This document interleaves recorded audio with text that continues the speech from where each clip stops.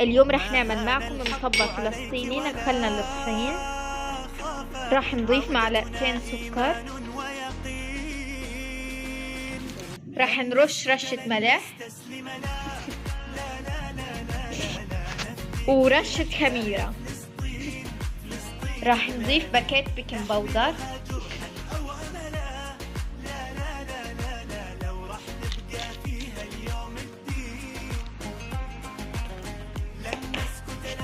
وهي احلى فنجان قهوة. واحنا بنعمل مطبق على الطريقة الغزاوية.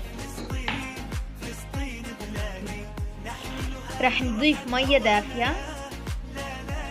هلأ ماما رح تعجنه ونرجع لكم. ابتسم وناس وهوا والعصافير بتغني في سماء غنوة عايزانا نكون سوا.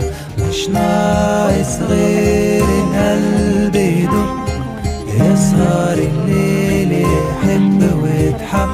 مش ناقص غير القلب يدق يسهر الليل يحب ويتحب ويلاقي نصه التاني ويروح يروح معاه ويملى الحياة. جهز المطبق وجهز أحلى مطبق على الطريقة الغزاوية، وبنتمنى تخلص الحرب بأقرب وقت. ومع السلامة.